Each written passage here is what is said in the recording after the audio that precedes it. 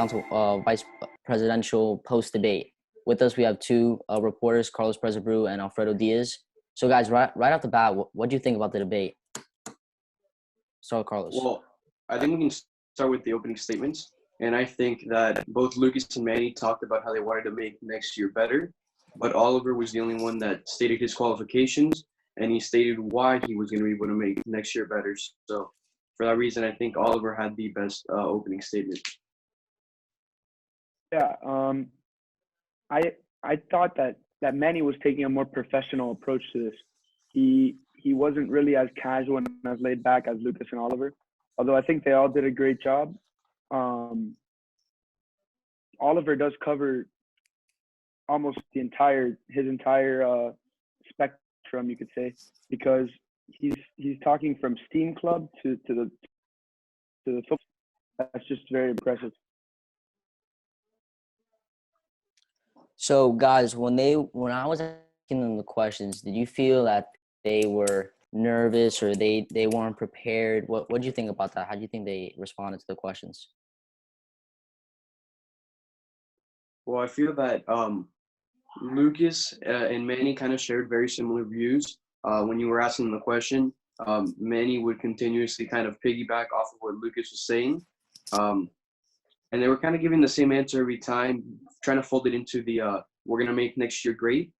And I think Oliver, again, took a different approach. Not that he was unprepared, but as if he was going through it for the first time.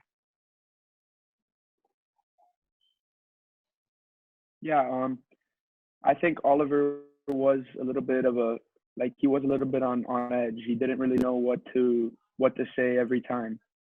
But you could tell that all the candidates kind of sort of knew what they were talking about enough to convince the student body to vote for them. And I do think that they all did a very good job.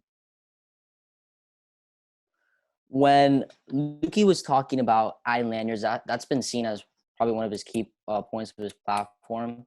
At least from my perspective, it felt like that was what he was basing his platform off, just the lanyards. And then he said that the hoodies probably were a long shot with the school. But why do you think he's going in that approach with lanyards as one of his key platforms compared to people that are saying the better school dances, more intramurals? Why do you think he's going with that? Well, mostly because I feel like lanyard seems like an achievable goal.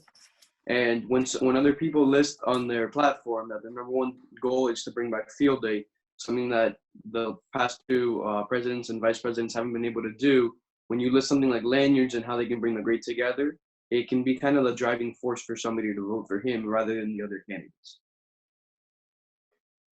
Yeah, so I think Lucas did really emphasize that idea of lanyards more because it's to get to the students, right? He really wants to reach the students and get their vote. But I also don't know why he would include something like hoodies, which we know has been a struggle in the school and within the administration for the last, as long as I remember, my 5 years at Belen.